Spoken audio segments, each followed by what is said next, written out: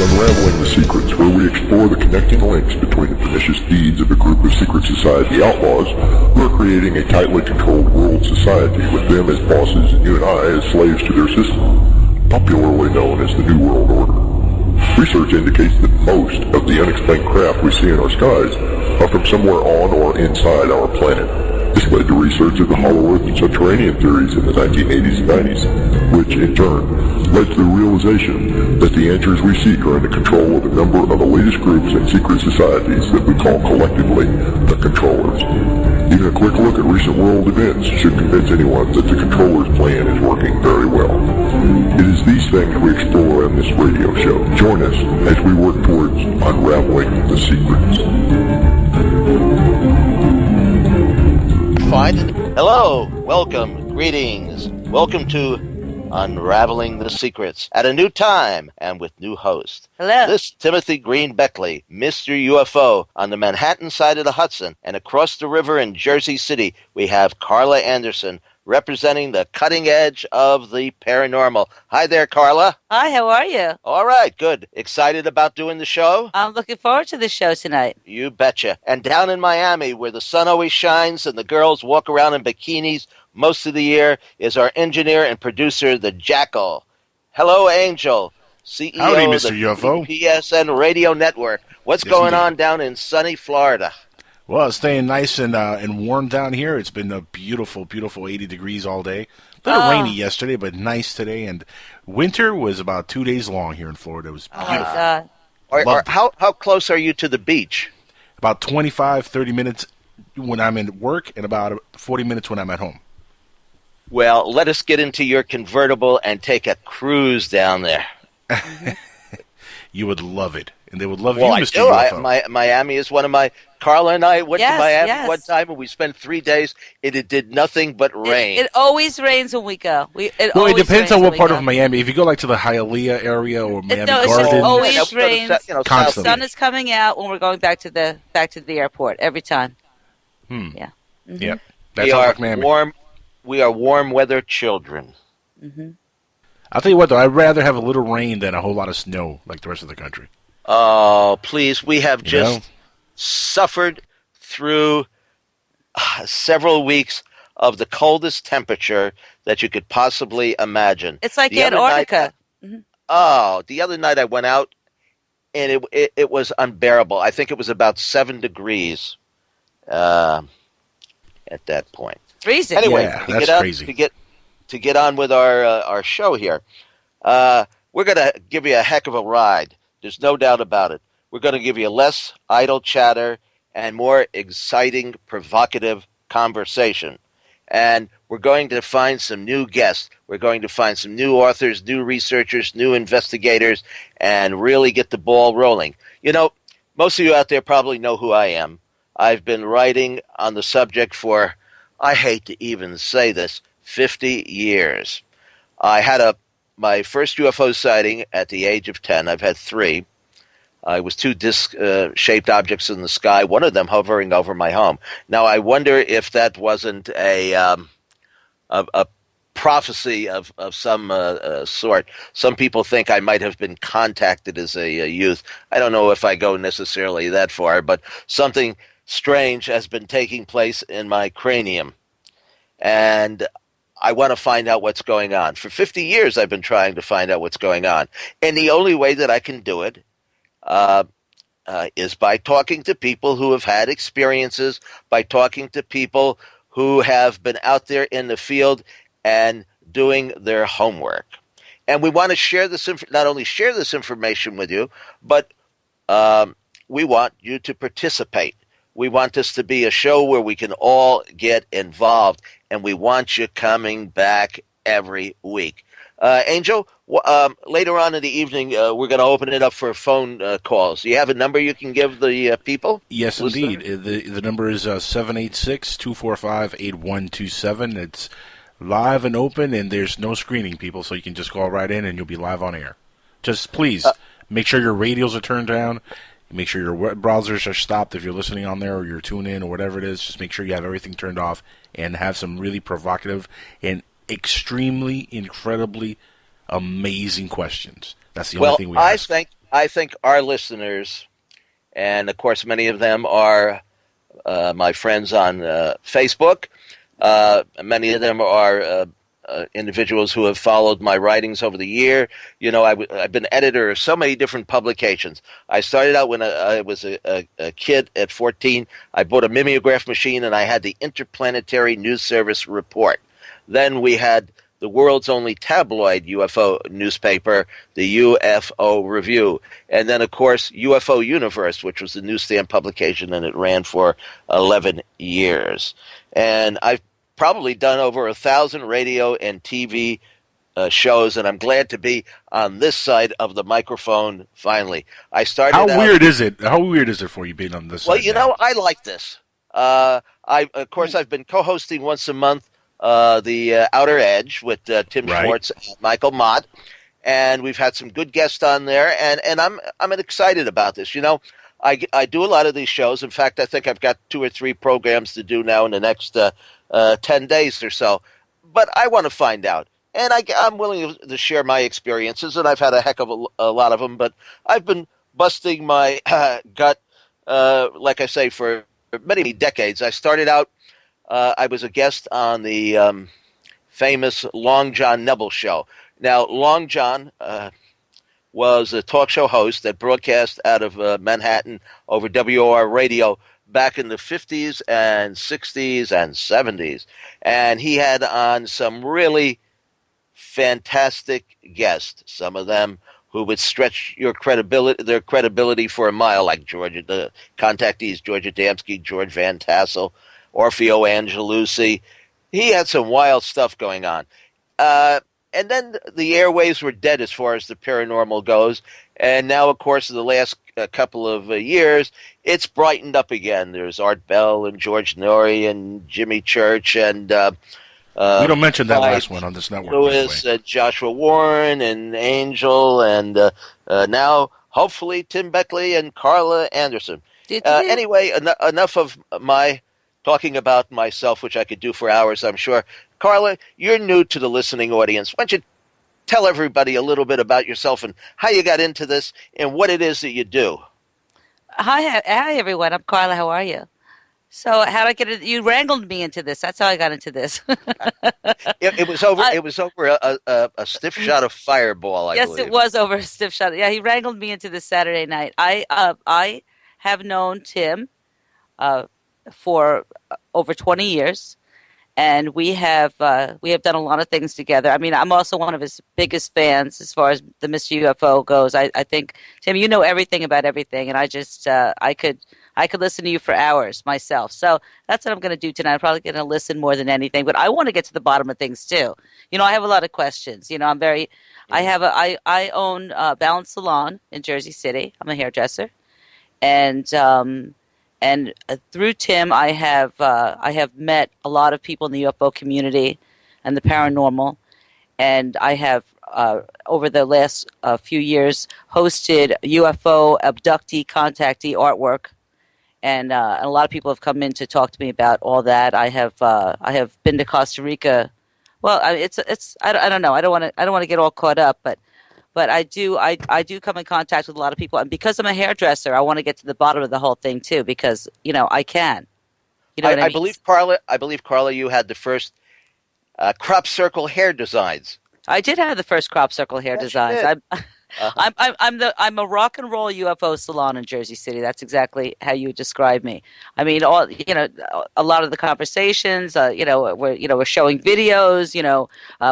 We carry your books there, the Global Light Communications books. So there's a lot of conversation about UFOs and paranormal in the salon, and I'd have to say it attracts a lot of people that want to talk about it as well, and a lot of people that have had experiences want to share them with me as well. So, you being a hairdresser, you get very intimate with people. So people do tell me a lot of things, but I've had a lot of people just come to the salon just to open up about their experiences because they know that I know a lot of people that have had these experiences that I know you. Well, Carla, I remember you telling me that you had a tall white come into your shop. I did have a tall white. I've somewhat skeptical about the stories of these particular beings until Carla hit me with the news that she had this maybe alien. Okay, so here it is, wintertime, a few years ago. This and you know, I mean, I'm skeptical of everything, and I'm trying to get to the bottom of everything. But I have to say, if ever there was a tall white, he walked into my salon. This guy had to be like 6'8", blonde, good looking, you know, blue eyed, you know, just. So you why know, does that make him an alien, though? I don't get that. He could have been. He could have played for the NBA. Because I asked him where he was from, and all he said was Europe. Okay, fine. Oh, okay. well, that must be an alien, yeah. No. I asked him if he wanted a cup of tea. I asked him if he wanted a cup of tea, and he didn't know what it was. Or maybe he just didn't want tea. No, he didn't know what tea was. Do you follow what I'm saying? He didn't know what tea was. Did he know what a joint? Did he know what a joint was? Maybe he just didn't understand you. I don't know. No. You had to be there. What is this tea this crazy woman speaks of? No. I'm very skeptical. He spoke good English. I'm very skeptical, but I have to say, this to me, he set off like an alarm in my head that he just was not a normal guy. I think he was a tall white. I really do. Well, it was his appearance too, right? On a technical level, he was a tall white. He's a tall white guy. But but you know, you have an instinct about things, and I'm saying the guy freaked me out. I'm saying, by every description, this guy was a tall white. He was tall. He was good looking. He was not very specific, and he didn't know what tea was. Come on, you had to be there. You really just had to be there. You had to be there. Yes. Tim. Yeah. Hey, Carla. I back you. I back you all the way. Yeah, you know what I'm saying. Anyway, because they know that I'm going to get to the bottom. So I'm unraveling the secrets with you. That's what it is. I think we want to, at this point, perhaps have a little break and have come back with our first guest, Cheryl Costa, who I'm anxious to talk to about her experiences as a journalist. And she writes about UFO activity in New York State. And she's got some really interesting cases to tell us about. So, Angel, take it away with a little bumper music, and we'll be back in just a few minutes. Hey, and we're back. It's Carla Anderson and the Jackal producing and engineering, and our first guest of the evening is Cheryl Costa, who is one of the few journalists associated with an actual newspaper who writes a regular feature on the subject of UFOs. She writes for the Syracuse New Times, and she's new to our listening audience, and actually she's new to me as well. So, Cheryl, why don't you give us a little bit of, tell us about yourself. Let's start from scratch and take it from there.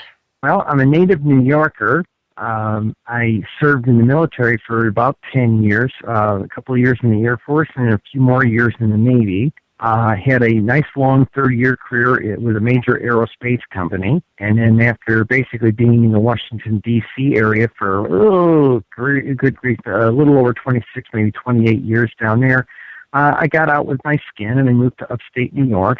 And after I got up here, I got looking at the idea that I'd always been a UFO bystander, so to speak. I always read everything, but I never really spoke up on it. And one day I saw an article in the paper that, not in the paper, but on an online news service that said that UFOs were just an urban legend. And I said, wait a minute, that doesn't sound right. And I got rather ticked off, and I started talking to some newspaper editors, and I managed to talk myself into doing a weekly column on just UFOs, and my beat is New York State only, and I report about the UFOs we see here in New York State, and there's quite a few of them. How often do you... Hi, this is Carla. How are you? Very good. Good. How often do you do your publication? Once a week? Once a month? No. There's the SyracuseNewTimes.com. We do it on the online edition, and SyracuseNewTimes.com comes... The current weekly edition gets changed on Tuesday, but there's new content with different columnists every day, and my column is up about 8 o'clock in the morning on Friday every single week. So I have to generate an article every week. So what do you base your column on? Do you on sightings? On sightings, have you? Yeah. What I do is I am cruising the National UFO Reporting Center's database, and I'm also watching the MUFON's database. Usually I have a theme. There's something I want to write about. A couple of weeks ago I wrote about cylinder UFOs. I went back and analyzed data in both databases and figured out how many cylinder UFO sightings had been seen since the year 2000 in New York State. Mm-hmm. And I did an article. I had charts and graphs and all that sort of thing. And I wrote some story. I wrote some. I regurgitated some accounts that I dug out of the National UFO Reporting Center. Typically, I write a 200 to 500 word written article, and then one feature of the weekly post is I'll go back out to whatever the recent sightings were, and I'll kind of do like a little TV guide, kind of one or two line synopsis. On January 13th at about 12 o'clock, a Buffalo resident saw da da da da da da da. And I do that. And a couple of times that we left it off of the article, we got yelled at by our readers because they like that little weekly roundup. Yeah, so yeah. That's what we do. Well, the fact that you have any military background, did that have anything to do with your interest? Did you see something? Were you in the know about something? Is there any in particular reason why you're so interested? No. I've been interested since I was about 12 when I saw my first one. Oh, you saw one. Oh, you did have a sighting. I've had a total of 4 sightings in my life, and the first one I was about 12 years old. We were visiting an aunt up in Buffalo, New York, not Buffalo, but up in Bath, New York. It's about central part of New York State, mm-hmm. and we were coming down off one of the rolling foothills up in that part of the state. And it was a nice, I'm going to call it a late August, early September afternoon. About 4 o'clock in the afternoon, the sky was perfectly crystal blue sky, and off in the western sky was this shiny ball that was just hanging there as a spear. Mm-hmm. And my mother had my father pull the car over, and she was the one that was read. It was very well read at the time, and she had been reading all the books, Frank Edwards and all those folks. And we sat there and watched this thing, and I said, well, what is it? And she told me, but it could be any number of things. It could be a weather balloon, it could be this or that, or it could be people from another planet. And we talked about this, and she was very gentle with me and explained to me what the implications were. And we was that her first sighting? Yeah, it was. But she, again, like I said, she was very well read. Mm-hmm. And we watched it for about 15 minutes. My father's sitting there watching it and everything. We had the car shut off on the side of the road, and then suddenly it just shut off. Mm-hmm. You've seen, the Enterprise on Star Trek shoot off with a little bit of a trail behind it, kind of thing, just going like a bat out of hell. Well, that's exactly what this thing did. It just. What were the other ones like? The other one was I was in Vietnam. It was Christmas Eve, 1971. I was in Vietnam, and I was walking to take in. It was about 11:45. I was going down to the base chapel to go to midnight mass, and I was walking along, and I was looking in the western sky, and I saw this light moving across the sky, and I thought, well, maybe it's a fighter jet, maybe it's a helicopter, and then it stopped. And then it began darting around for about 5 minutes. It began darting around in the sky, and then it shot off in a different direction. And I just stood there dumbfounded when I saw this. Go ahead. Just the fact you're in Vietnam. I mean, I'm just trying to picture all that. And then what was going on with the other two?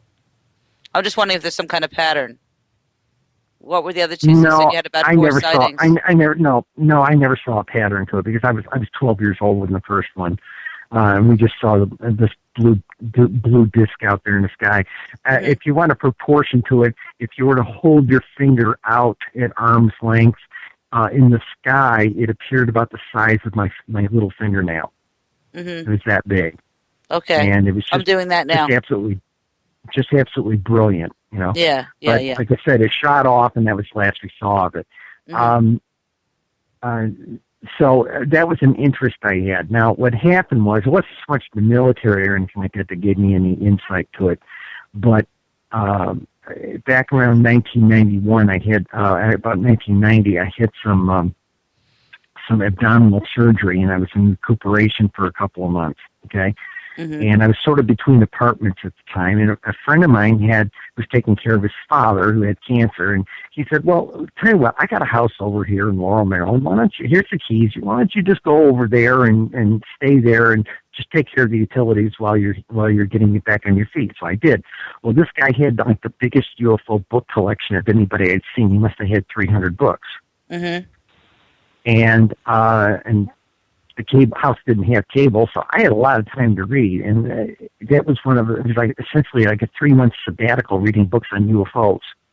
Mm-hmm. And there was a lot of really good books. He had about everything Stanton Friedman had written at that time. So I got very heavy on the topic. Again, I never thought about doing anything about it or writing about the topic or anything. So when you're writing now, are you writing about current events, or are you writing about like a particular subject? Like when you say you're going to write about cylinders, then you do all the research about anything that was written on cylinders. When you do this report, usually are you writing about current events or about specific topics? No, New York State sightings, sometimes trends. Mm-hmm. In my aerospace job, I did an awful lot of analysis of data. Mm-hmm. Okay, looking for patterns and trends and things like this. Mm-hmm.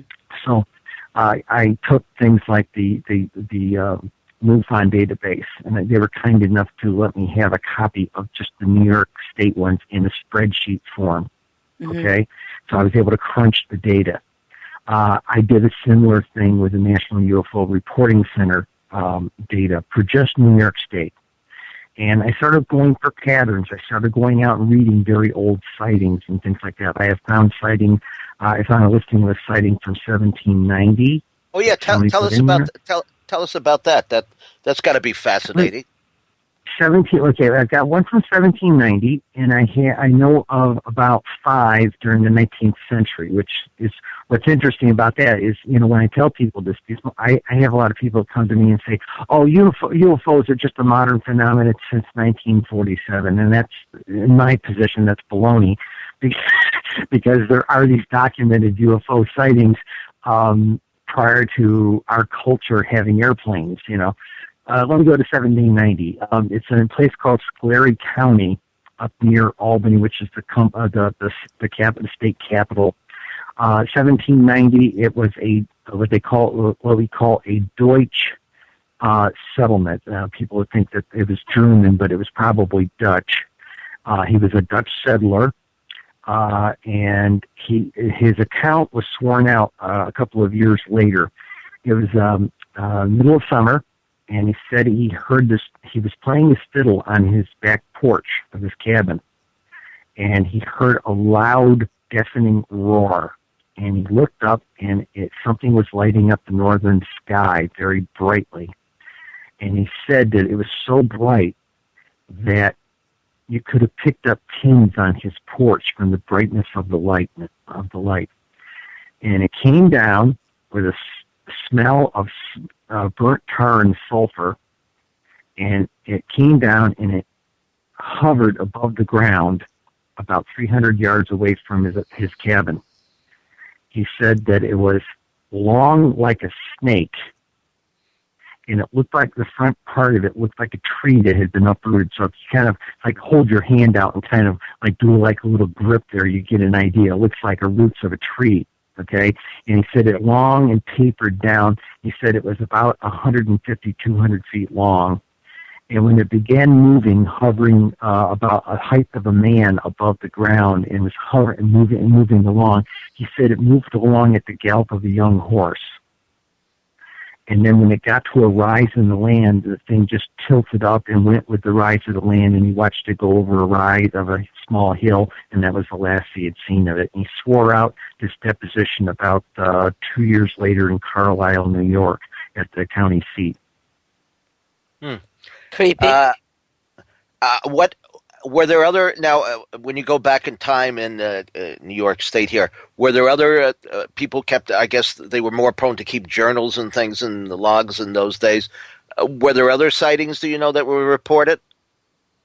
Yeah, one of the other good ones, 1861, it was about a month after Abraham Lincoln had been sworn into presidency. And where's this stuff documented? These things? Well, I'll get to that in a minute. Okay. This sighting it wasn't reported like a UFO. The way it was reported, if you've ever seen the movie Gangs of New York, or the television show New Amsterdam, New York City at that time was no high-rises. It was just 1- and 2-story wooden buildings for the most part, okay? And there are sometimes 5- and 3-4-story buildings. Well, a lady was up in the notorious Five Points area, and her name is Mrs. Baxter, and she was up about midnight. She looked outside into the sky, and about midnight, and she happened to see what looked to be a flaming cross in the sky. Okay, and she reported it in confession to a priest. I forget the name of the church off the top of my head, but she reported it to her priest in a confessional kind of context, and it was scribbled into the remember, paper was a very valuable commodity in those days, okay? So it was scribbled into the margins with a sketch of what it looked like in the margins of the church's baptismal record. And a researcher a few years ago discovered it. I have a PDF of it in my computer someplace. And so it came to light. Well, I forget the name of the researcher, but this researcher went back and looked in the microfilm, the newspaper archives of that era. Was there anything else going on in town? And what happened was there was a city block-size fire, a warehouse and a number of stores and livery stables, that type of thing, were going up in flames. It was a huge fire. And what this researcher came to understand is perhaps this was the silvery hull of whatever this was that was up in the sky was reflecting the light of the flames on its like an aircraft had wings, and that's where the cross shape came from. And it was reflecting off of its shiny hull the flicker of this block-size massive fire. Okay. Well, I can give you. Well, if it was like a mirror type object, and then there were flames below that large where everything was on fire, I could see. I don't know. That's what the researchers seem to think, and I can kind of concur on that idea. I mean, then you have biblical chariots of fire, and fire. But okay, it doesn't really. I don't even think it needs that much explanation, really. If it's No, it's pretty straightforward just in the way I explained it. Yeah, that's just her interpretation. Yeah. There was another sighting about the same time. It was actually many months before that. And what happened was, it was a hot August night, and everybody had their windows open. And it was first seen up around Albany, New York, and it appeared to be 2 large, bright balls of light streaking across the sky. And it went past New York, and it was seen to be in the sky from horizon to horizon, as far as like going north to south, for over a minute. And even the newspaper reporters from 2 different newspapers made similar remarks in the newspaper that it was not like a shooting star or a meteor because it was in the sky for a long time. There were similar reports in Philadelphia, Washington, D.C., and Norfolk, Virginia was the last place they saw it. Well, I sat down with a friend of mine who used to work for NASA, and we did some calculations for if it was in the sky for horizon to horizon, and we calculated what speed it might be flying at, and we found out from that Russian meteor that came in last year or the year before last, that thing was coming in at 50,000 miles an hour, and it was only in the sky for a few moments, right? And this was in the sky for minutes. And we did the calculations, and what it really amounted to, it looked like it was about 3,500 miles an hour, which is about one of the speeds you see with a space shuttle on reentry. Mm-hmm. And that is the conjecture that I made in my article after I reported what all of the different. I gave a little synopsis of what all the different city newspapers reported. Mm-hmm. Well, New York State has had actually quite a history of strange activity, and I know I see here from your background information that you're also interested in other subjects as well. Well, Washington Irving, wrote about the weird things that were happening back in 1750, 1780, whenever he wrote his literature, and if you read the paragraphs from his book about this paranormal activity and matched it up to today, you think he was writing about things that were happening in New York State now and not several hundred years ago. There is a parallel with what's happened before and what's happening now. Like you say, a lot of people think, UFOs. First they thought, well, it's just an American phenomenon. Nobody else in the world sees UFOs. Well, we know that UFOs are seen even in the most remote places. And the biggest countries, the smallest countries, it has nothing to do with locations. And we also know that they have been seen throughout history. And that's what makes it so fascinating. Now, tell me, Can I interject the point there about Washington Irving? Yes. Now, before you go down the route of saying, hey, maybe Rip Van Winkle was an abduction case. Okay, let me tell you a little story about that. I'd heard several people who were researchers who wrote papers many years ago on whether Rip Van Winkle was an abduction case. I never knew about these articles, okay? I just was finishing a bachelor's degree here in the past year, and a couple semesters ago, I had never read Rip Van Winkle. Oh, I'd seen little cartoon references to it over the years in cartoons and things. And I remember a third grade teacher reading us Rip Van Winkle, but I never read it myself. And I got done reading it, and I'd been writing the column for over a year at that point. And I read this thing, I said, Jesus, this sounds like a classic abduction case.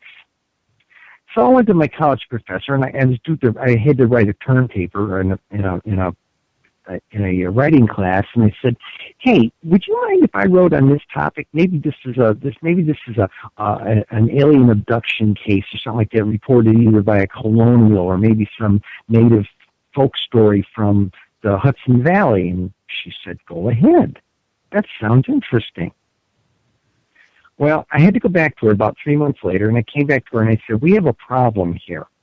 And she says, "What's that?" I said, "Well, I went down the rabbit hole with this concept, and it's gotten complicated, and it reads less like a history paper and it reads less like a literature paper and more like a history paper. Do I continue doing what I'm doing?" And she says, "Tell me what the problem is." I said, one, Washington Irving did not write, he plagiarized the story of Rip Van Winkle. Huh. Okay, for one. It was based on a German folktale written by a Johann Nightingale. All right, so I dug into it. Well, I went and read the short story by Johann Nightingale, and it was placed in the Clefischen Mountains of central Germany.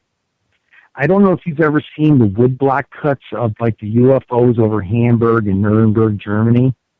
Yes, if you yes, Google I have, them, you can find them on the line. All right, well, this place is halfway in between both of those places. And being that it was an oral tradition, I read the version that Nightingale shared as a folktale.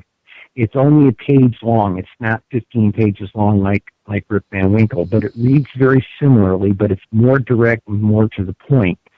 And it gave me the impression that he was whoever this Klaus the goat herder was, who was the Rip Van Winkle in the German story. He went in someplace and found 12 uniformed knights. And the only similarity in the two stories is they always say, the cartoons and everything always depict this Rip Van Winkle as an old man when he wakes up with a long beard down to his ankles and all this sort of thing. No, both stories say he only grew a beard of about a foot long. Okay? Didn't say he aged 20 years, only that he was gone 20 years. So I did some calculations on it, talked to a hairdresser, and found out that Northern Germanic men grow beard rates at about a half an inch a month. Well, if he grew a foot-long beard, that means he was gone 24 months. And looking at relativity and everything, we did some ratio calculations, had a physicist friend of mine help me with the calculations. He would have been gone about 20 years. Wow. Very good. So that was one of my articles. Wow. Now, did he during this 20 years that he was gone, did he have any recollection at all, or he was just passed out solid cold? Yeah. What happened? Yeah, I want to know what happened now. He remembered being with the strange men, but he did not remember. He was like doing things with them, and of course, in the story, he says he was setting up their 9 pins and things like this. It was kind of like a bowling game, but he was just with them for that period of time, and then he found himself waking up in a field. And when he woke up in the field, he found his rifle that he had laid next to a tree. Now, the Rip Van Winkle says he laid his rifle next to a tree, and it was rusted. Well, that's the American version of it, that Irving modified. The Nightingale story says he just simply found his way back down to his village, and everybody that he knew was gone, except for a daughter and some other people, and that they realized who it was, and they said, "You've been gone 20 years." And that was kind of the context of it. Wow. I have to reread this. That sounds really interesting. You should, and yeah, I'd like to. And if you Google it up online, if you Google it to Rip Van Winkle, right up in Wikipedia, it will reference the J.C.C. Nightingale story, and you should be able to find the text of that short story online as well. Mm-hmm. Nice. You know, we have time for maybe one more sighting, and we plan to have you back and maybe 5 or 6 weeks to continue this. What is the first sighting that you know of over Manhattan or New York City? I don't have a good number there. I don't have What's a good the most sighting recent for one? you there. What's the most recent one? I don't have one of those for you either because I haven't looked at the database this week. But let me give you some stats, okay? Mm-hmm. Since 2000 to the end of 2014, New York State has had to the end of 2014, we've had in excess of 3,500 sightings in New York State since the year 2000 to the end of 2014. Mm-hmm. They were on a ramp. They were kind of leveled off at about 300 sightings a year right up until about 4 or 5 years ago, and it's been on an upward ramp since about 2010. And last year, in 2014, we had 540 reported sightings. Mm-hmm. Do you know about the sighting that took place where there were 60 observers from the Golf and Western building, from the restaurant up there over Central Park? This is a couple of decades ago, and I remember there was some stuff online about it, and I heard about it, and I think it was investigated by MUFON, and I can't find anything now. It seems to have vanished. No, I don't know that one. A similar one that I do know of was a black wobbling UFO that was circling the upper floors of the Empire State Building, and from several blocks away at the 57th Street, East 57th Street, where CBS and like that, and a number of other news companies are. The bureau chief for Mutual News, this is like 1962, and about 15 other newsmen, along with the broadcast engineers that were up in the upper stories of the building, sat there and watched this thing circling the Empire State Building for about 15 minutes. They called over to the broadcast tower areas in the upper part of the Empire State Building and told the engineers, can you see this thing? These people looked outside the window but could not see it. But those people several blocks away were watching this wobbling UFO, kind of wobbling like a top, flying around the upper floors before it streaked off. Well, back in the early 1950s, there was the Ground Observer Corps. I guess this would even be before then, And a fellow that I knew by the name of August C. Roberts actually took a photograph of a UFO hovering in the sky pretty close to the Empire State Building. He was, I think, in Jersey City at the time, and that's a pretty famous photograph. Anyway, time marches. I know you're done.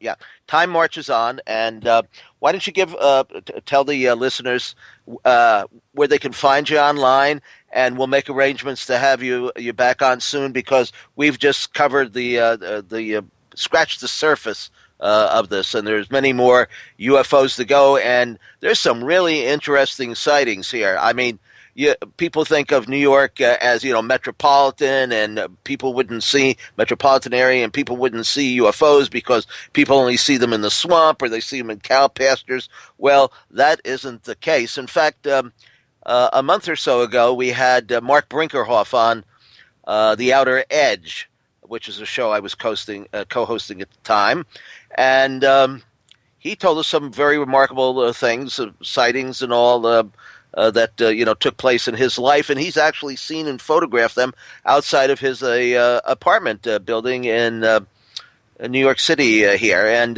in fact, he will be the subject of a chapter in a book that I'm just completed that should be out in a couple of weeks. It's called The UFO Repeaters, The Camera Doesn't Lie, about people who seem to have the ability to draw UFOs to them and go out with a camera and take some very incredible photographs. Anyway, Cheryl, why don't you tell the listeners where they can follow your activities and read your column, and we'll have you back on, like I say, in just a very short while to continue this very fascinating discussion. I'd love to talk to you again. Okay, we're at the SyracuseNewTimes.com. SyracuseNewTimes.com.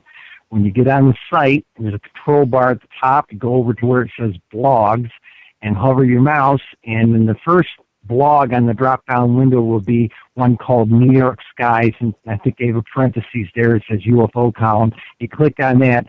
The current article is the first article that you see. There's one up there right now. And then the next, there's typically 8 to 10 more articles from the last 8 to 10 weeks are also there. They keep an archive of about 8 to 10 articles at any one time. So you can read it at SyracuseNewTimes.com. The interesting thing about this column, the editor wrote an editorial here recently on us and basically said that it's the best read column at the paper that's not in print, and that we have international readership, which is really fun for a small weekly paper in upstate New York to have international readership. Well, you deserve it. You've got a lot of great material here, and you've done your homework, and we'll be talking to you shortly. Angel, yeah, can't wait to see you again. Mm-hmm. See you in a few weeks. Bye-bye now. Yep. Bye-bye.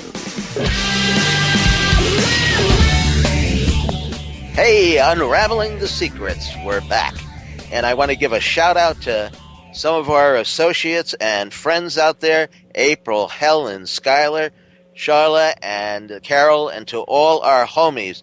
And remember, we want you to participate in the program. Angel, give out that phone number. That is 786-245-8127. And remember, we want you tuning in every week. Same time, same place, same crew of investigators. Same Angel, Carla, Tim, Hello? And it's rock and roll, UFOs, and the paranormal. And next week, actually, our guest will be Laurie McDonald, who is the founder and organizer of the Sacramento Alien Abduction and Contactee Support Group, and John Ventry, host of Hangar One on the History Channel in Pennsylvania, State Director of MUFON. And now on with the show. Ted Phillips, we haven't heard from you in about a year. You've been hiding from the public. Now, Ted, and I'm sure a lot of you know his history, began researching UFOs, he tells us, 52 years ago. He worked closely with Dr. J. Allen Hynek from 1968 until his death 18 years later. Ted is a specialist in UFO landing cases involving physical traces. Currently, his files contain over 5,000 physical evidence cases from 99 countries. Now, that's a fascinating amount. Phillips says he has investigated 600 general cases from Missouri, plus almost 1,100 events in the Marley Woods where UFOs have appeared on many different occasions, indicating that it is an ongoing UFO window area. His background, he's been on all the TV shows, all the talk shows. He's a fascinating individual, and I always enjoy our conversation. In fact, there is a video interview that I did with Ted a couple of years ago that's up on YouTube. He also has worked, in addition to working with Dr. J. Allen Hynek, astronaut Gordon Cooper, former astronomer Jacques Vallée. And Ted, let's take it right from the beginning. The first case that I believe that you showed up and investigated was down in Socorro, New Mexico, where police officer Lonnie Zamora actually claimed that he had seen a UFO land out in a rural area, and it left some markings and indentions on the ground, and I believe he even saw several humanoid beings. Take us back to that year. What year was that, Ted? Take us back and describe the incident and how you got involved in all of this, because you stuck with this longer than most individuals have, and you've had a fascinating career and done probably more investigative work than anyone that I know personally. Well, Socorro, New Mexico is an extraordinary case, and that was April 24th, 1964, Socorro, New Mexico, and Lonnie Zamora, a very impressive witness, a very low-key guy, didn't embellish anything at all about the case. It was, you had actually to drag information out of him. He was a rather shy guy, and the cool thing was, I was down there on my own because it was a landing base. It was daylight, a good witness, multiple witnesses, and physical evidence, which I would get into about 4 years later with Allen Hynek. And at the time when I was there, which was a couple of days after the event, the physical evidence was still quite visible, and as it would work out, Jay Allen was there, Ray Stanford, the Lorenzens, all people that I would work with later in life. Well, Ted, what drew you to the area, though? I mean, you were what, about 21 years old at the time? 20 years old? What would I have been? About 23. Yes. And, okay. No, 22. Yeah. And, okay. Well, what drew you to the area? What got you interested in, say, UFOs that you wanted to? Did you live in Missouri at the time and make a long trip down there, or? Yes. Yeah. Mm-hmm. Yeah. Actually, I had been.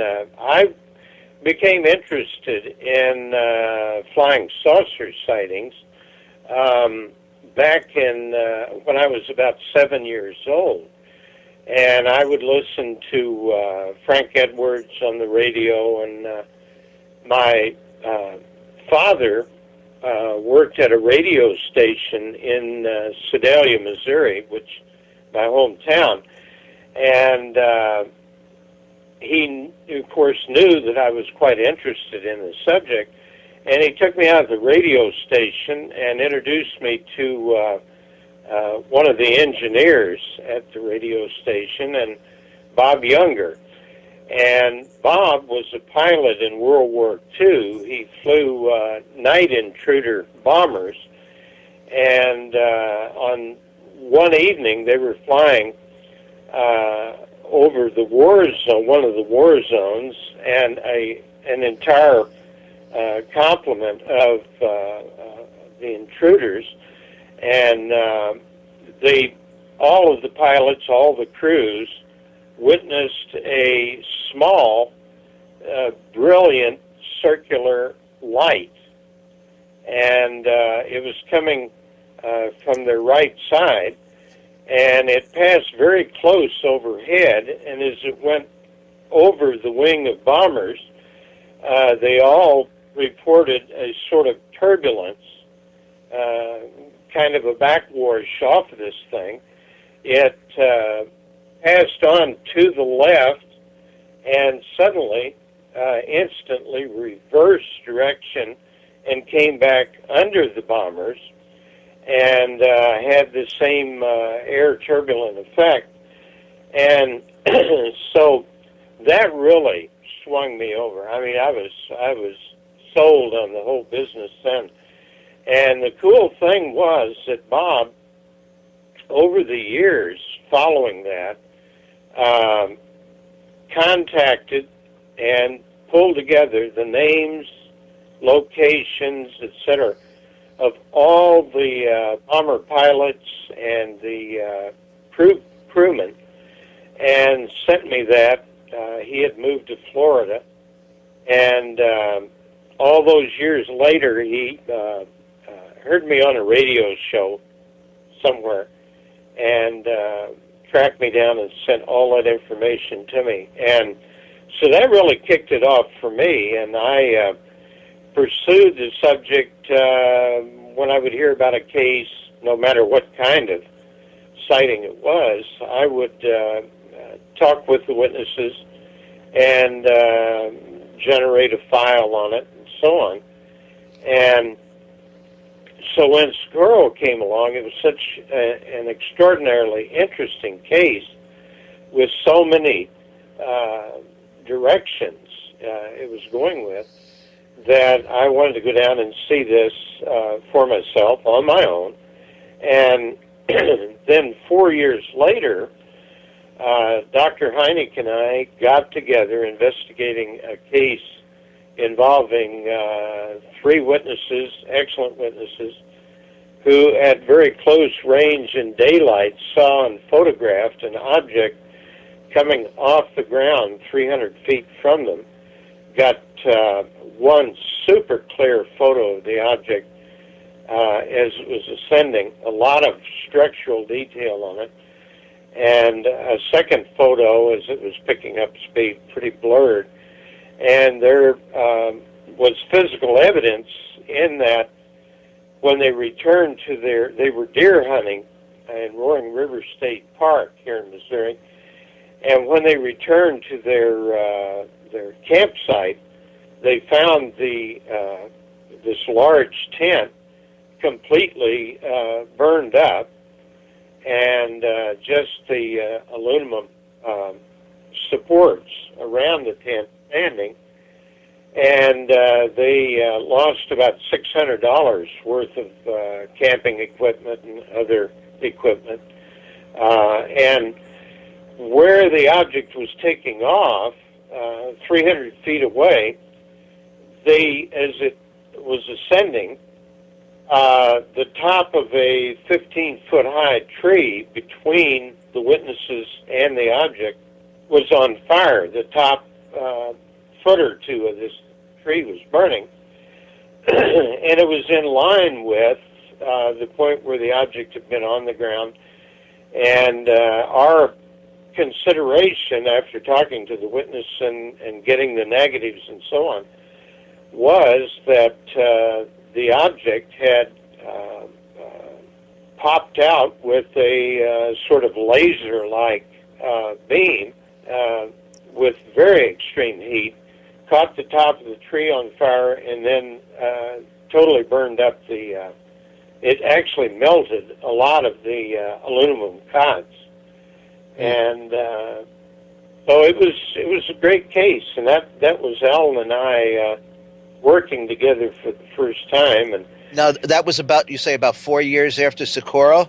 yeah, it was in 1968, and I turned over some of the cases that I had been investigating to Alan, and a couple of weeks later he called me from Northwestern University and asked the wife and I to come up for a couple of days. And Valet was there, and Fred Beckman, and Bill Powers. And after a couple of days of visiting and talking a lot, Alan asked me to join what he called the Invisible College. And then later suggested that I might specialize in physical evidence cases and in landing events. And you were hooked. Absolutely. Now, you've had thousands of cases that you've dug up soil. Do you have samples of these soils all over your house? Well, I don't really have a lot of those left. We've used the things up trying to get them analyzed. And the rest of any residue that was left, I would send on to Alan. Mm-hmm. And what did you come up with when you analyzed it? Well, various things. Unfortunately, we could never get enough funding to be able to pay for the very sophisticated analysis that was required. And, of course, we tried to go through NASA. They would have no part of it. And I suspect they probably had plenty of their own.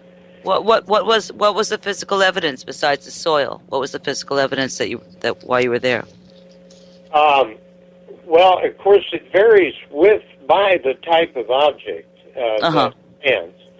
And I found it tremendously interesting when I was getting up into thousands of cases, looking statistically at the types of objects and the kind of effects you'd find at the landing site. I actually, before I would know anything at all about what kind of evidence was left behind or generated by the device, just based on the description of the object, I had a really good idea of what I was going to find. They were that repeatable. And, for example, in 1973, which was the top year ever for landing cases with tracings, we were getting, on the average, in 1973, a landing, multiple witnesses, close range, and good physical evidence on the order of one landing every 36 hours. What do you call good physical evidence? Good physical evidence is something you can't explain. Well, is it physical evidence, or is it something you can't explain? Well, it is physical evidence, of course. Mm-hmm. And you can go in like at Socorro, and there have been many, many cases where the objects would either land on a tripod landing gear, or, as in Socorro, a four-legged device, and you would find indentations in the ground, and of course would do compression analysis on those to determine the weight of the object. And by and large, the objects would range, depending again on the type, from about 8 tons to 14 tons. So we're not talking about ghosts and goblins. We're talking about something physical with a lot of mass. Mm-hmm.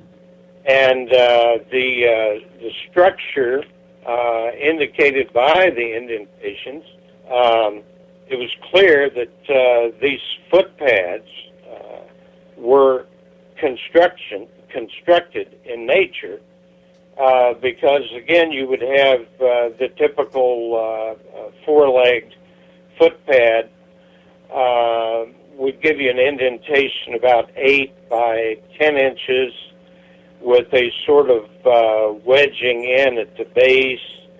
In other words, it wasn't just a piece of pipe shoved in the ground. It was, and Bill Powers did some research into the distribution of the pads, the angular configurations of the indentations, and so on, and actually was able to determine that it was a rather sophisticated landing setup in that the disposition of the four pads relative to each other was such that it would maintain the object. You know, I did want to get back to Socorro for just a few moments. How long did you have the opportunity to speak with Lonnie Zamora, the police officer there? Well, on the first occasion, I was fortunate enough to get to visit with him 3 times over quite a long period of years. And on the first occasion, we talked, as best I can remember, probably 30 minutes. And as I said, you really had to drag information out of him. He was uncomfortable talking about it, and again was a rather shy individual. And but I have no doubt he saw what he described. And I remember Alan was so impressed with Zamora that it really kind of nudged him over into believing this stuff was real. He was pretty skeptical for a long while. One of the controversial things about that case, of course, was Zamora's claim that he had actually seen several occupants, I believe 2 occupants outside of the craft. Can you tell us what he told you about that? Because I think that's a little known aspect of the subject. And also, how about the strange markings on the hull of the ship? Yeah. What he described to me, and later Alan and I talked about that case a lot, was 2 small humanoids, and they were they were standing near a tall bush, relatively tall bush, and later, based on their height in relation to the bush, it determined that they were about 3.5 to 4 feet tall. Appeared to be relatively thin. They were were wearing a coverall, white coverall type clothing, and they seemed to be muddling around with something underneath the object. And he did hear a sort of metallic sound, like, I don't know if they were banging on it with a hammer or what.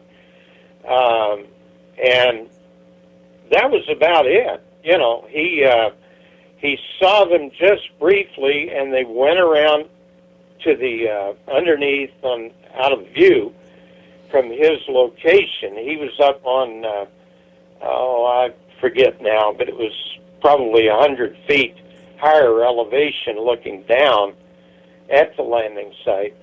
And evidently they went into the object, and it takes off. And there were actually, I think Stanford took some photographs of what appeared to be small footprints. I pleaded with Alan, and he pleaded with the Air Force to try to get analysis information on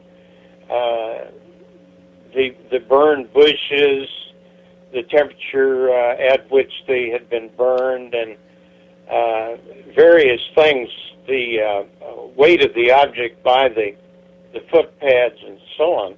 which I couldn't take myself because the Air Force had that thing tied up. I somehow walked in to the landing site and nobody noticed. So, but I couldn't take any samples or measurements or anything.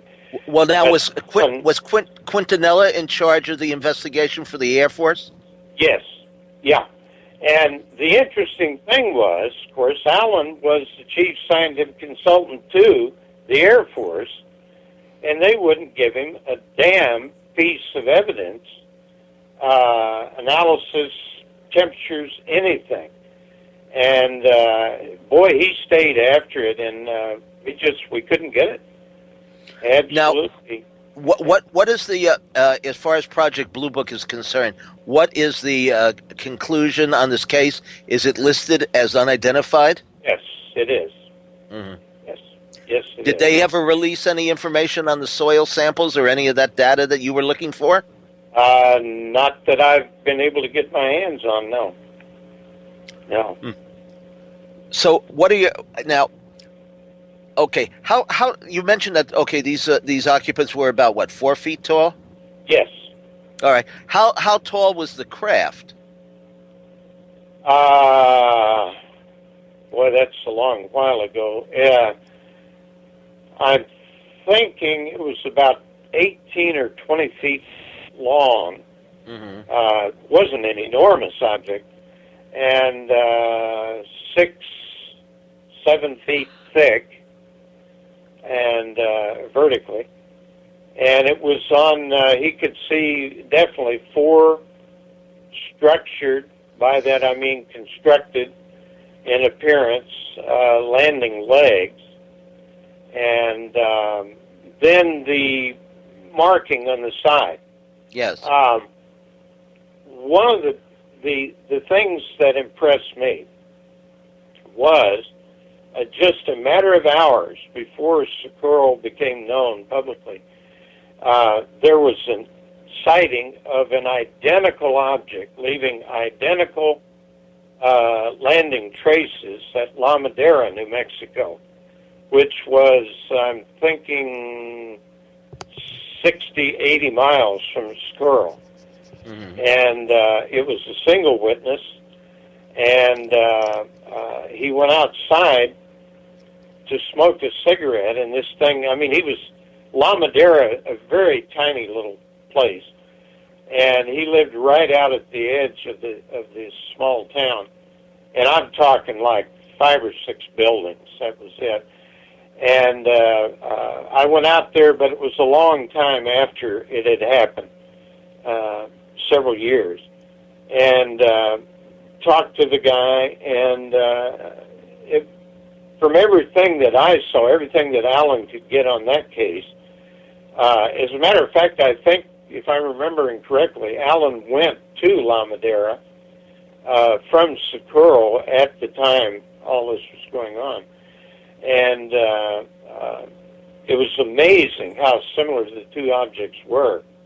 And then an identical object was seen for a 3rd time up in a northwestern state, I forget which one, by multiple witnesses, three witnesses. Now, wasn't there also a report that at around the same time, someone who had stopped for gas nearby or a couple miles away had seen this object shoot overhead? Yes, absolutely, yeah. And there were a couple of guys that I met many years afterwards, from Iowa, who were driving along the highway over which the object flew as it was leaving. And then there was a large automobile. Stanford talks about it in his book, which was a family, a guy's wife and 2 or 3 kids, and the thing came over going into the landing site in a descending mode, and they thought it was going to take off the antenna on the car. It was that low. and they watched it go on down below the ground level because it landed down in a sort of gully, and it disappeared from their view as it went down. Can I ask a question? Yeah. So all this time, since these early sightings, you've been chasing, and did you come to any conclusions? I mean, why did it affect you so much that you've been investigating it all this time? Well, I actually, Alan Hynek and I were very, very close, and he suggested that I go after the trace cases in '68. And after he passed away, I was even more determined to carry that on because he felt that was so important.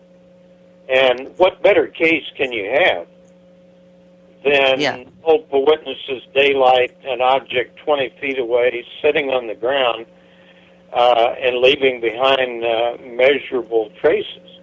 Yeah. It doesn't really get any better than that. What are you hoping to ultimately prove with the traces? I mean, what do you think the message is? What do you think's going on? Well, one thing that became apparent to Alan and I, and we pursued it with Texas A&M University in '69, was there was a landing up in Van Horn, Iowa in 1969. And Alan and Fred Beckman and I went up there, and incredible thing. A farm, isolated, middle of nowhere, and at about 11 o'clock at night, the teenage daughter sees what she describes as a flying saucer, a disc, coming over the farmhouse and going down very close to the ground in a soybean field. And she ran down, told her parents, and they looked out. They couldn't see anything, and he wasn't about to go out in the soybean field at night with something maybe out there. Mm-hmm. So the next morning at first light, he and his wife head out, and they find a 40-foot diameter, perfectly circular area in which very, very healthy soybean plants were wilted and dehydrated. They were stripped of all moisture, as was the soil. And at that time, Texas A&M, we had a kind of a clue, Alan and I, of what could have caused that. And the Texas A&M were doing a lot of work with microwaves. And so we confronted them with this, sent them photographs of the site and so on. And they said, yes, you could, in effect, microwave. If you at that time they were saying if you had a 40-foot circular microwave oven, kicked the door open, hung it from a crane, you could replicate this effect. Yeah. And of course, what we were getting in a lot of the very close cases, very high type, high strangeness cases, were the automobile effects, indicating electromagnetic effects that shut down automobile engines, headlights, and... Was it radioactivity? Not exactly radioactivity, but the electromagnetic pulses. And, of course, I investigated the case up in Minnesota where the police officer, his car was hit by something. I don't think it was physically hit, but it was impacted by some high-frequency stuff. And busted the windshield, blew the headlight out, and did all kinds of damage to length of the car. And he was unconscious for 14 minutes, and his wristwatch and the automobile clock were both 14 minutes slow. following the event. And but we were getting so much of that, indicating that microwave-type energy was being emitted or projected by some of these objects. And I've experienced a lot of that in cases in the Marley Woods, where I actually have been. That's the only place that I have actually been able to see what I believe to be a UFO is in Marley. Well, you know, Ted, there are probably a few listeners who are not familiar with your investigation of Marley Woods. I would say probably the vast majority might be.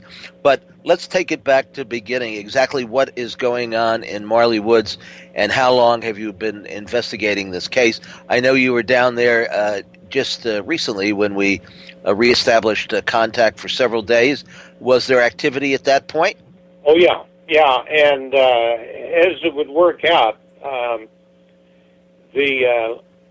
see, that was January 28th, was the last evening in a 6 consecutive night observation. And it's got kind of an interesting twist in that one of my team members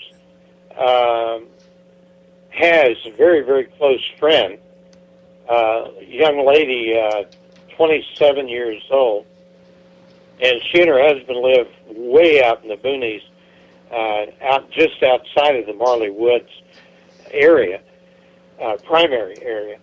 And so she had just had a baby, and she would go into this one particular room in their farmhouse and breastfeed the baby.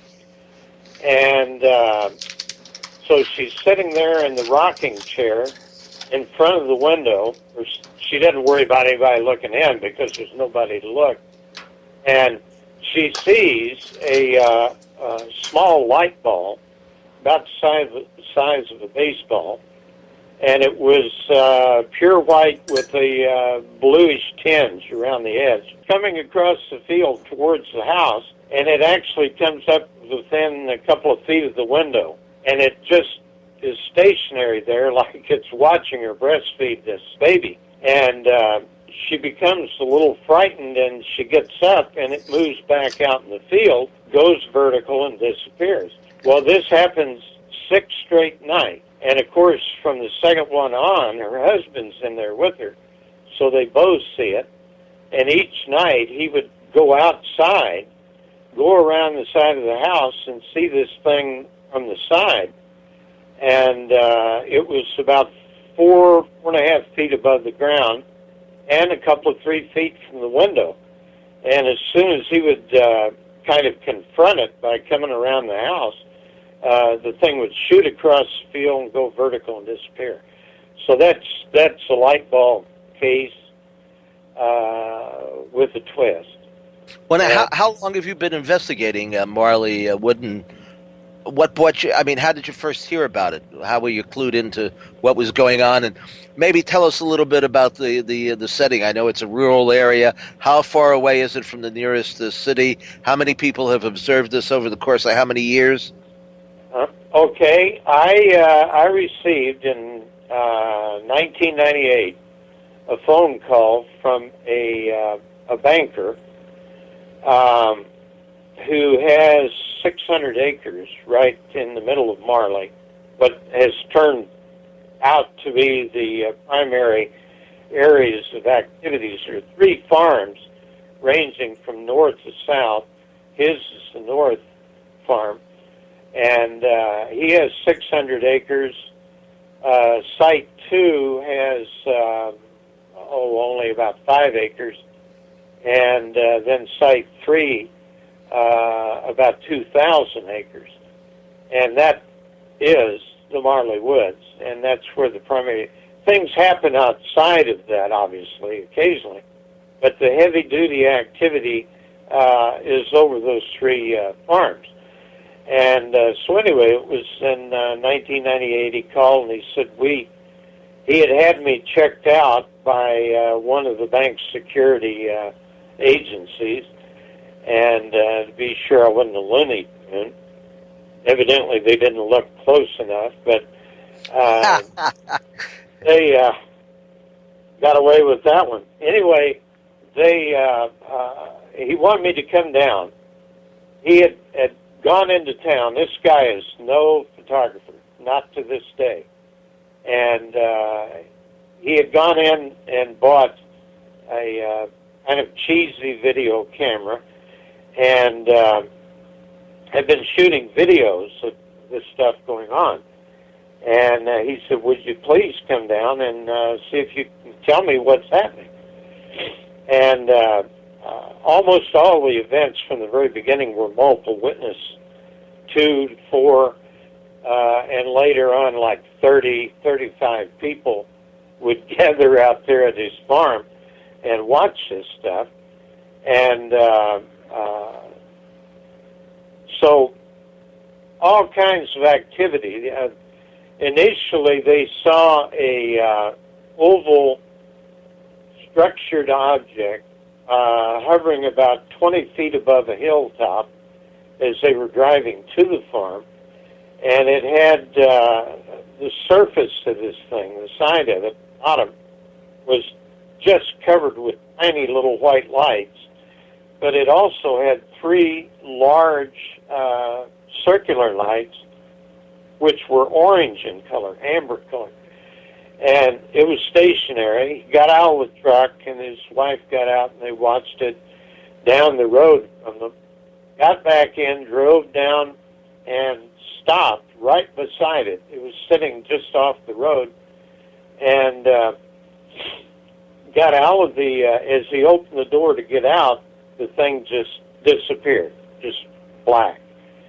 And so they continued on a quarter of a mile to the farm, and as they turned in the front gate, it's a quarter of a mile up to an old cabin that his parents lived in years ago.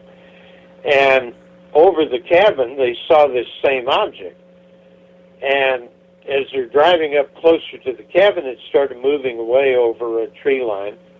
And it was visible for, quite a long while. And they called their son and daughter. They drove out immediately, and they saw small lights 3 feet above the ground coming up the hill. They saw, just in this one night, a large area with a faint spotlight sort of illumination in the field, kind of moving around, but no beam and no source could be seen. And but just about everything has happened there. I have on file now almost 1,200 cases since 1998, and they've had vehicles pushed 12, 15 feet down a driveway, a gravel driveway, with the doors locked, the windows up, no motor in the truck, and the wheels locked up in deep grooves where the wheels didn't roll. The gouged out the tracks and pushed it into a garage door and busted a big hole in it. And 5 of us tried to move that truck, and we couldn't budge it an inch. And if you can imagine it, it's pretty well taken place in the Marley Woods. It's an incredible place. It truly. Well, now is. you talk about lights. Are we talking about something with any dimension to it, or is it a physical object, or objects? Are there have more than one been seen at the same time? Oh yes, yeah. As a matter of fact, one prominent evening, the wife and I were there. We had 9 cameras set up, and some of the bankers, lawyers, other farmers, and so on, had heard that we were coming down that particular night, and they wanted to visit with us about what they had seen. And by the way, you asked how many people have seen these. It's just under 300, and this is a very remote area. And but anyway, we have all these cameras set up, and almost 40 people, a lot of witnesses, and 8 of these amber objects, which are kind of vertically longer than they are horizontally wide, so they're slightly oval. It's the weirdest color of orange, yellow that you can ever imagine. And 3 of them came on, 5 more, and they were all in a perfect line. And then they would change the formation configurations to triangular, to curved, a half circle, and no sound whatsoever. So it's a hotspot there. Yeah, oh, absolutely it is, yeah. What do you suppose that is? Well, I don't know. I've looked at every angle I can think of, and there's just no reason. It's like any other piece of land, and I don't know. I've tried to come up with a reason that this might be going on, but these things are under intelligent control, and they're definitely, I believe, constructed.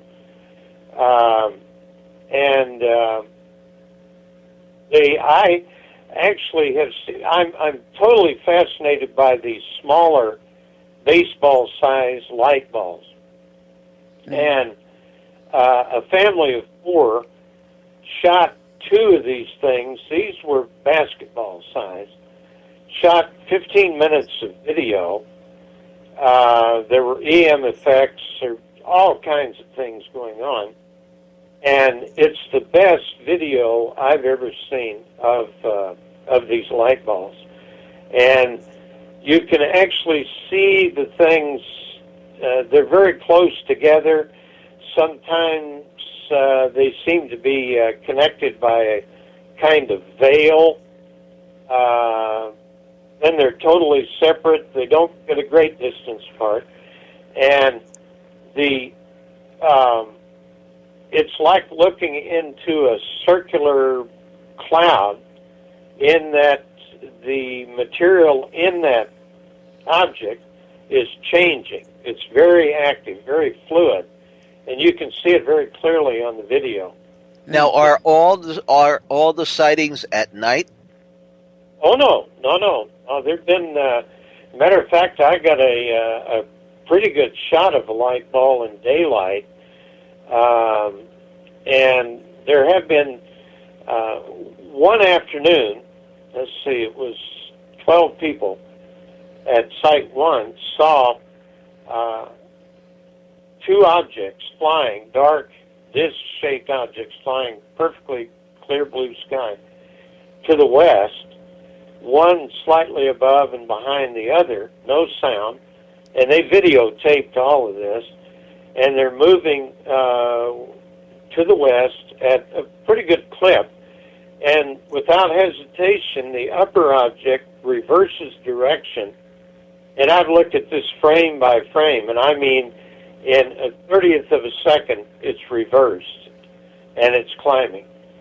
And that in itself eliminates a lot of things.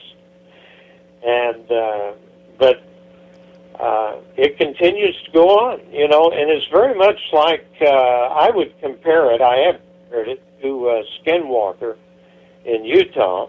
And Bob Bigelow and I had a several-hour discussion, conversation, comparing the two, and it's pretty amazing. Now, there are other places, though, where these manifestations have taken place. I mean, this one is unique in that it is... how often would you say that it can be observed? Are we talking about every night, 3 times a week, once a month? I could pretty well guarantee if you were there 3 nights in a row, you would have at least one period of activity, and in some cases, night after night. And the light balls tend to come back. And the really cool thing in the light ball cases, these small light balls, is that they seem to be quite curious, or actually, instead of trying to not be seen, they will actually come in. If an automobile pulls in one of the cemeteries, in many instances, these things will just come in really quick, and they'll hover and they'll move around. Can I ask you a question? Yes. If you hold your hand out and put up your hand, if you hold your arm out and put up your hand, it's the size of a pinky nail? Size of what? Of a pinky nail? Oh, no. I've seen these 10 feet away, and they're the size of baseball. Excuse me, wasn't Carolyn just saying something about these balls? These light balls, Tim? Huh? I'm sorry. Didn't our last guest just say something about the light balls as well? A light ball experience? Yes. Well, yeah, but they're all different. They're all different sizes. What is the largest one that you've approached? Mm-hmm. Well, I didn't see this one, but the largest one, very near the ground, was at Site 2, and it was about 20 feet in diameter, which is exceptionally large. Yeah, that's pretty big.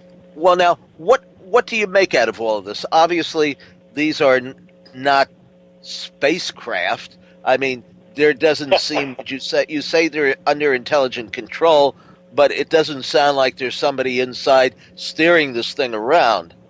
Not unless they're really small. I think the baseball size devices are probes of some sort. Now, for what? I have no idea. Valet was there with me, spent a good bit of time, and I thought it was interesting. He made the comment as he was getting ready to leave to fly back to California. He said, because he'd been reading a lot of my reports, and we had been talking a lot, and he said, Ted, I believe that a human presence is necessary for these things. And I tend to agree with that, in that they seem to be curious about automobiles, people, and so on. And a human presence? Yes. Yeah. Well, where are they? No. The object are curious about human. Oh, I got you. All right, fine. Guys, hate to cut you off. We have a caller on the line. Chris Brown has joined the conversation. Chris Brown, you're live on Unraveling the Secrets. Hello, how you doing? How's everyone doing tonight? How you doing? Very good. No, how you have doing? A question? Yeah, I was just calling in. You know, you're talking about the light bulbs on the Marley lights and the orbs, and I don't know, really kind of get too much into if you know anything that happened to me.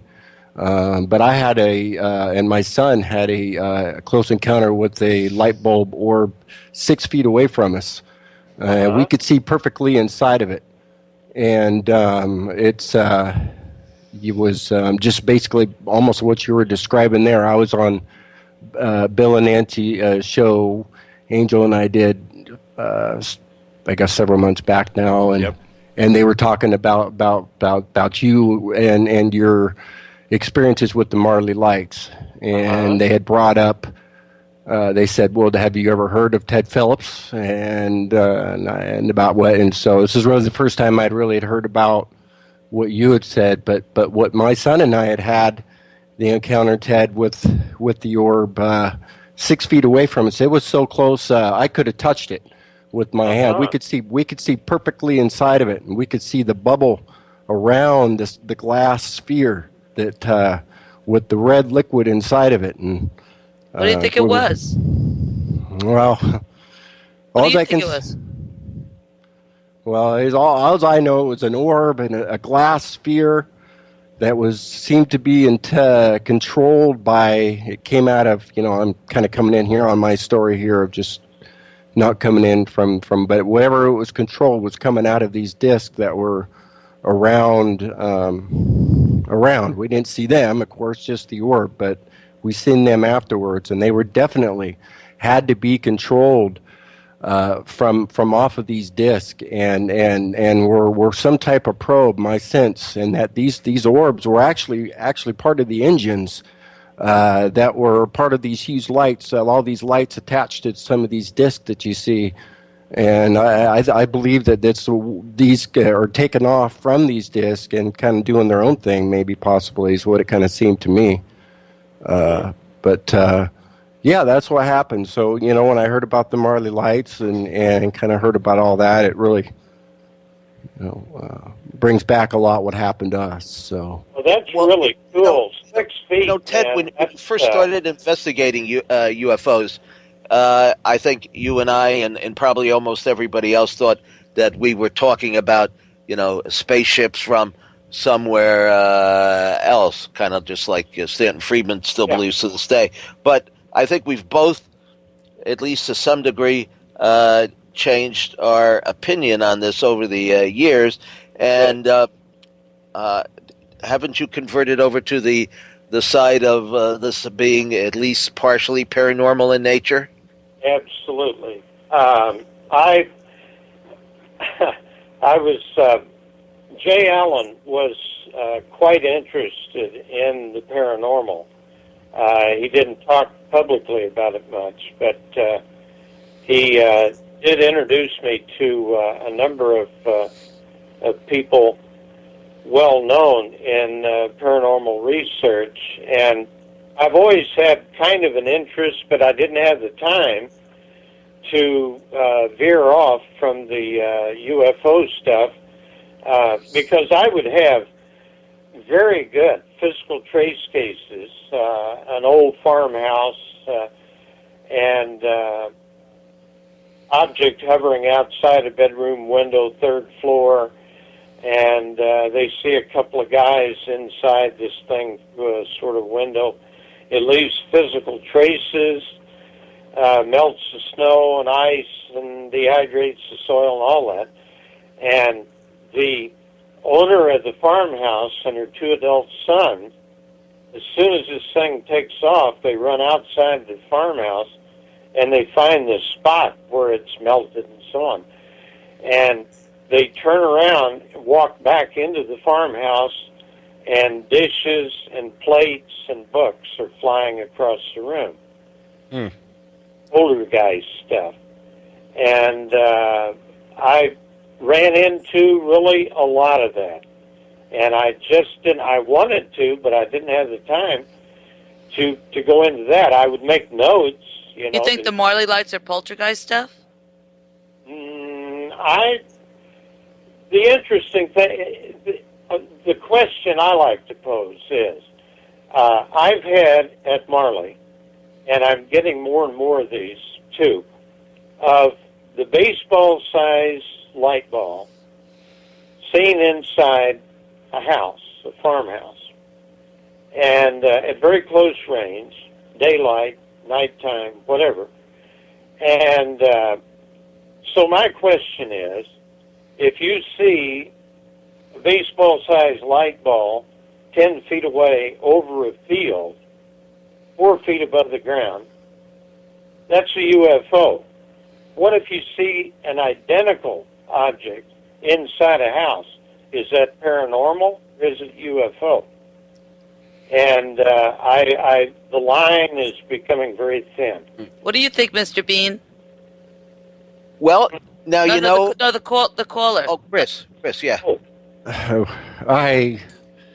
I really don't know. It definitely seems truly. You sound like you got shook up from it, though. I mean, how did it feel? What did you think? What did you think instinctively? Instinctively, So many things instinctively because I never believed in any alien thing before any of my encounters. So Where were you when with it your son? Where were you exactly? in front of my house. And this is the second encounter that I'd had. I'd had the first one 11 days earlier with the huge disc, and I had praying for that thing to come back, and well, it did. And it came back and did all what I prayed for it to come and do. Well, except for get a picture. But no, it did. It came back 6 feet from us, and this thing was under control. As Angel and I talked on the show, this thing went over the power where they hit. Maybe it was a summer before that, 2 summers before that, right in front of the house here. They tore up the road. They put new fiber optic cable in, and where it was spinning. The orb, it was spinning backwards while it was going forward. The outer bubble around the sphere. The sphere I'd put would be probably about the size of a beach ball, but the outer part of it was spinning backwards while it's going forward. You could see it sucking the power from underneath the wires from the road. I mean, it was really obvious that it was sucking the power, and it was using that power. I know it was using that power for the magnetic bubble around it, so we could be able to see inside of it. Because I mean, when I tell you I could see perfectly inside of it, as well as I'm looking at the computer right now, like I say, I can't get into A to Z the whole entire story, but really I could just see inside of it. Well, Chris, have you ever been able to? Have you been out with your camera? Have you taken pictures of these? At least Ted has all this video footage, which is very impressive. I've studied it to some degree. Have you had any luck taking pictures or video of it? It's been such a stressful thing for me, guys. I'll just really be honest. It's been so stressful for me that I don't want to go outside. I'm scared that it's going to happen again. I'm scared that I can't get the memories out of my head, that I'm consistently going to sit there and think about it over and over and over and over and over again. And I really just haven't gone out and looked out. Well, you seem to give a kind of a negative connotation to this. Ted, what's your feeling on this? Or do you get negative vibes from this, or positive vibes, or neutral vibes, or... I'm kind of a neutral, it's like I'm on the edge of both. Chris, do you have poltergeist vibes, Chris? No, I've never encountered a ghost or a poltergeist or anything in my life. Nothing. Ted, what do you say? Negative, positive, neutral? I think by and large neutral, and in all of these cases that I've investigated, they have not really seemed to pose any kind of threat. Mm-hmm. And there have been a lot of cases where they could have snatched a farmer and his wife and his dog, and they didn't. They had the perfect chance to take them, and I have never ran into a case like that. How do the animals behave? That's something. I am such a dog lover, and I've got 2 big old guys. I know there's a photo of you in Facebook, the big pooch there. Yeah, boy, I love them.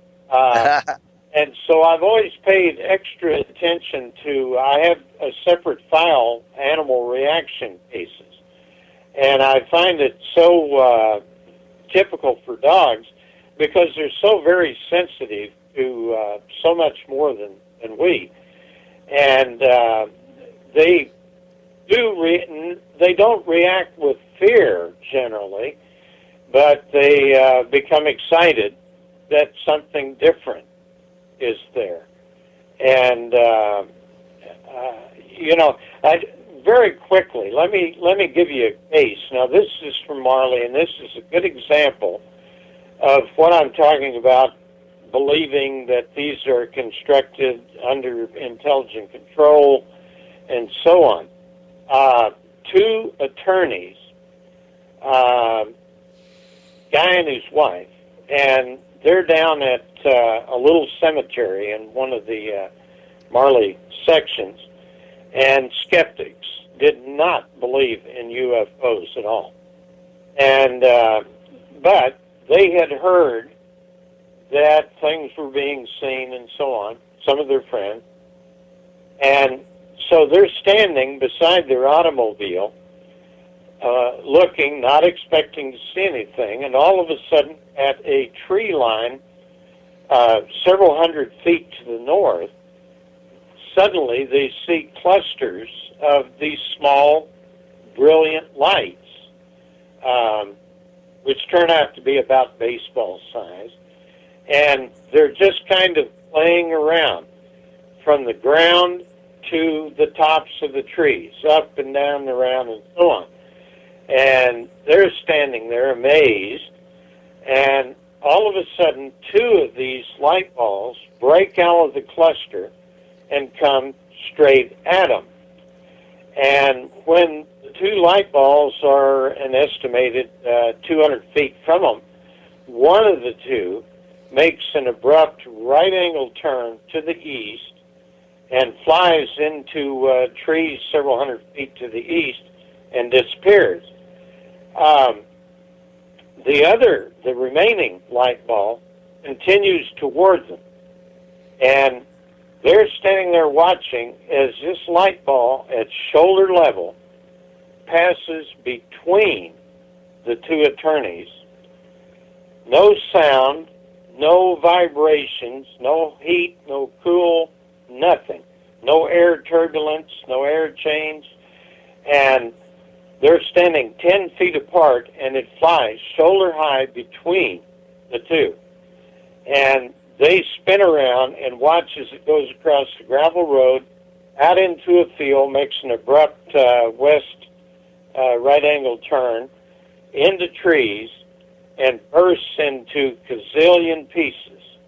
And those gazillion pieces just kind of hang there and all go back together and form the light bulb. Whoa. Pretty spooky. Pretty spooky. Kind of like fairies or something. Like fairy ghosts or something. Like fairies or something. Well, if I may interject and say something, maybe give you a little hindsight on to when the orb went by us, to give you really an exact of what it was happening is it had the bubble around the sphere. If I had to put the bubble around the sphere was about the size of a beach ball, but the whole bubble itself was probably about, I'd say 5 feet by 5 feet in diameter. And inside of it was all this golden dust. I mean, it was so much golden dust, it looked like a static TV. And all that was floating around the sphere.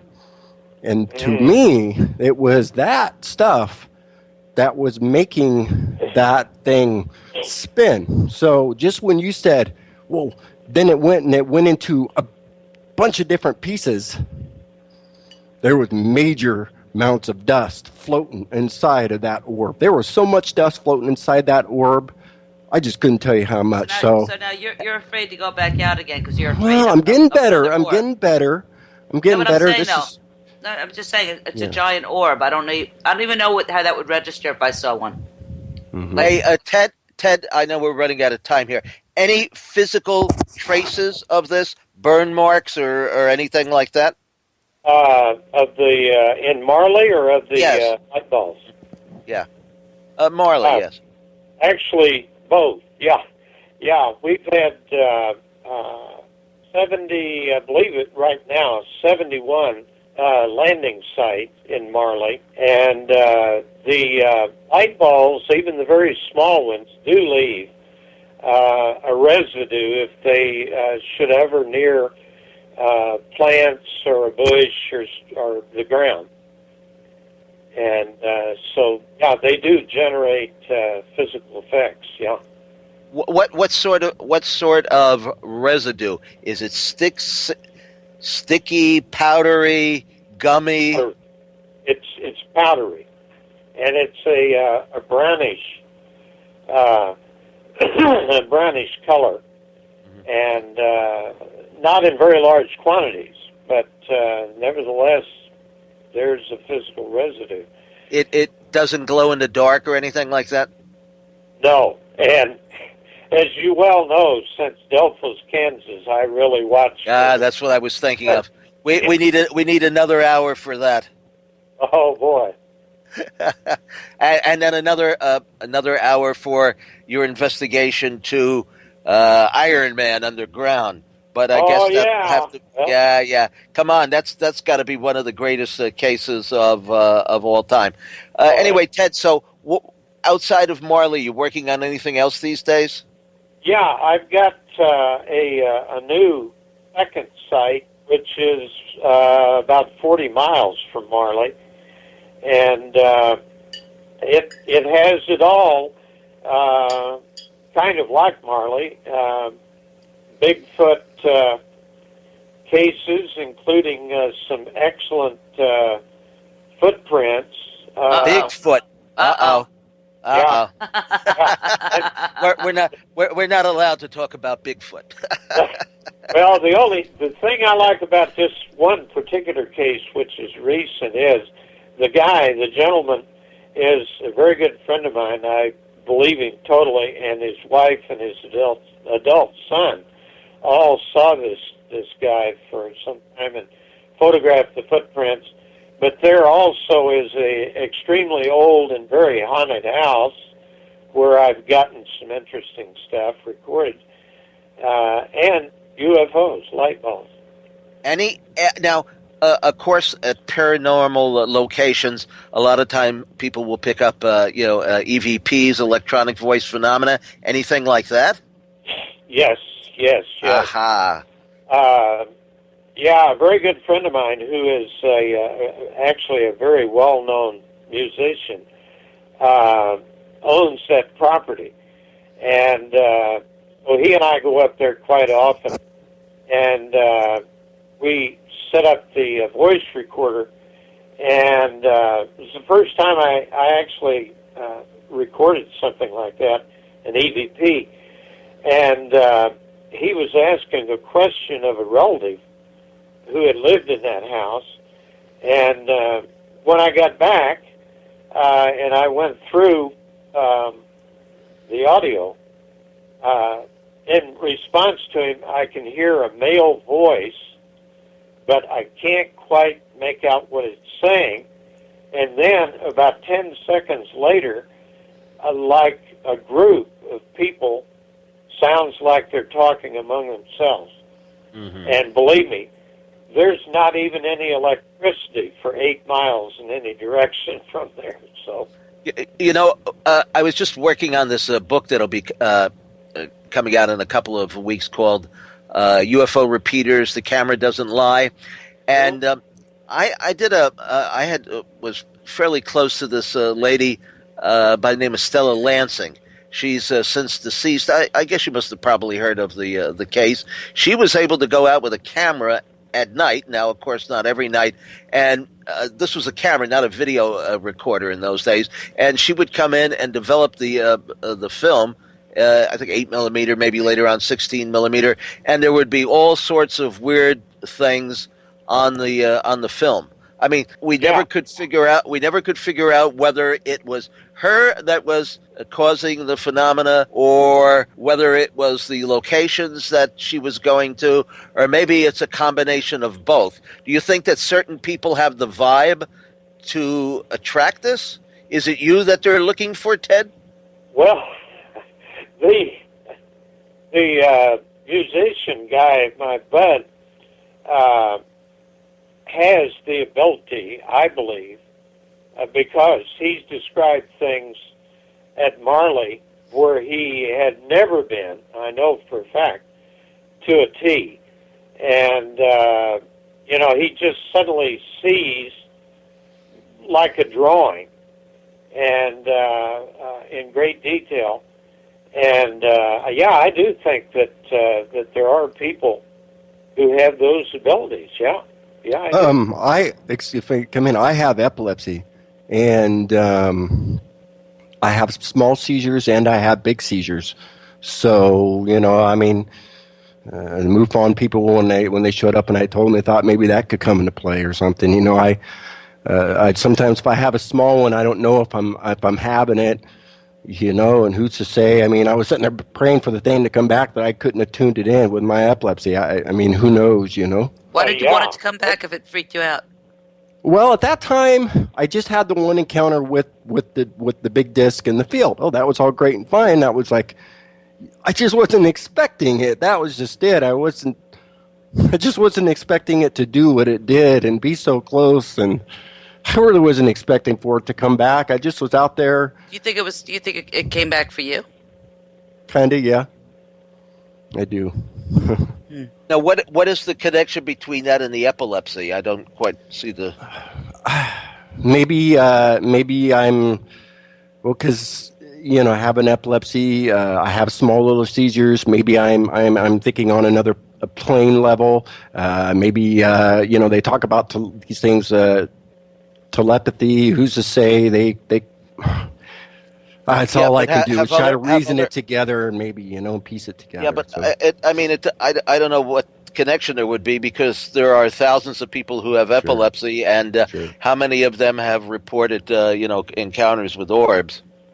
Well, exactly. That's just it. I don't know how many people out there with epilepsy has gone out there and to do it, but I'm sure, plenty of them. But when I was on the Outer Edge of radio and Michael Mott, and that's what I had mentioned to him, and then he had said he had heard somewhere down that somebody had epilepsy, and they'd kind of had some things happen to them too. So, but I didn't know too much on that. It's just something that Michael threw out on the show, and really, all I say is all I'm doing is trying to piece everything together to make sense of it myself, Tim. Well, isn't that what we're doing? Hey, one last thing there, Ted.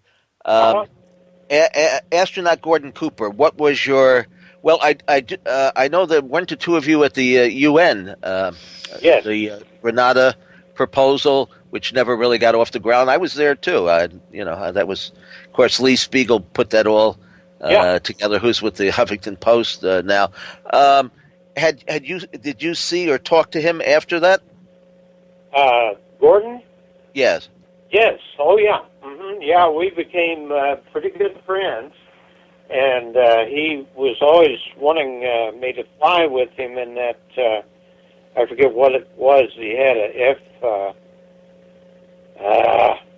something. It was a fighter plane, and I'm thinking, well, you couldn't have a better pilot, but I don't like flying that well.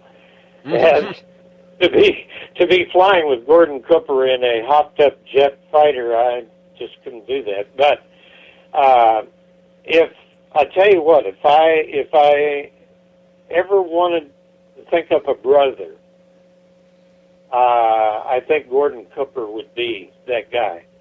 I was so impressed with him. He's such a wonderful guy. And did you ever talk to him about Marley Woods? He was never there, right? No, he wasn't. No, but I'll tell you, I rode across New York City the evening before the United Nations thing, and I'm sitting there in a taxi cab with Alan Hynek and Gordon Cooper, and you would have enjoyed that conversation, believe me. Mm-hmm.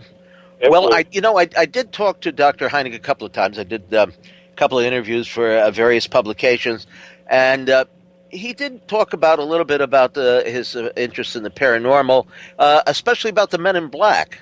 I mean, he had a couple, indirectly involved in one case where he was going to interview an individual down, I think, in Mexico, a pilot that had seen something strange in the sky, and at the last minute the interview was called off because the guy claims that he was forced off the road by a black car of some kind, and threatened if he talked with Dr. Hynek, they threatened him and his family, and so forth. And then another incident involving a police officer who had chased a UFO at a pretty close range, and then had some incident involving the Men in Black. They seemed to know what he was doing and who he was reporting the sighting to, and so forth. Was that Shermer up in Nebraska? No. This was as far as I know, it was another it was another episode. I don't think Dr. Hynek ever actually told me the name of the individual, or I never wrote it down. But I have used that interview quite a few times. It's one of the few interviews where he actually discussed topics like this. But then again, I'm probably one of the few researchers who would discuss or try to get some information out of him involving, paranormal or Men in Black or something like that, because most of the other people that he associated with, at least in those days, were your nuts and bolts guys. I'm just a nut. Forget about the bolt. I'm a nut. No, you're absolutely right. I remember a lot of those meetings, like at NCAR, and it was pretty well down the line. But Alan was very open-minded, and he was so curious about so many things. And I'll tell you, he was like second dad to me. He was. Mm-hmm.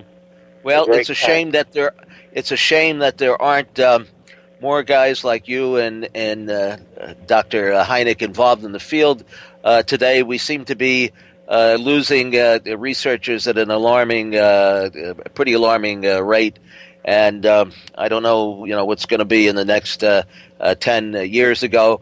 A lot of people that get into this subject, of course, think that disclosure is going to come tomorrow. Obama's going to get on the TV and say the 72 races of aliens, including the tall whites, Carla, are coming here, and I don't see it, because there is no simple explanation for any of this. It's all pretty darn complex. And Ted, I hope we can do this again soon.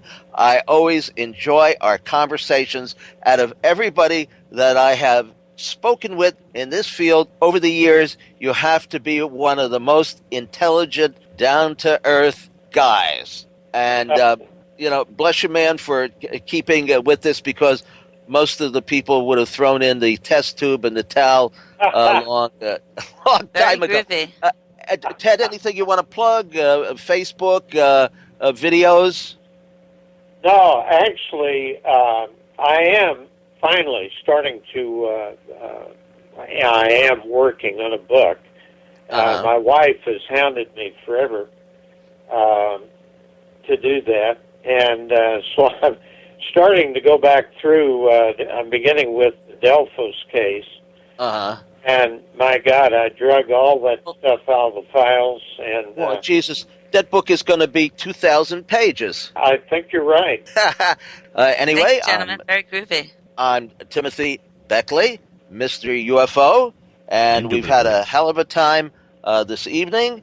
And join us at the same time next week, same host, when our guest will be John Ventry, host of Hangar 1 on the History Channel, and Laurie McDonald, who is the founder and organizer of the Sacramento Alien Abduction and Contactee Support Group. And if you're interested in any of my books, and we've published about 200 titles, mosey on over to Amazon.com and just type in the name Timothy Beckley, and you'll get all these wonderful covers and all these wonderful scripts. And all of you in listener land, God bless you. And remember, keep your eyes on the sky and your feet firmly planted on the ground. Good night, everybody. Good night. Take care, everybody.